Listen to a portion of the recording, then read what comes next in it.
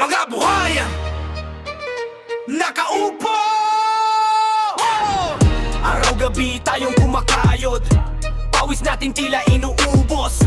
Buwis na galing sa mahirap, sa bulsa nila agad lumilipat. Mahabang pila, gutom sa bahay, habang sila'y nasa mamahaling sakay. Tayo nagpapakahirap sa daan, sila nagpapasarap sa upuan.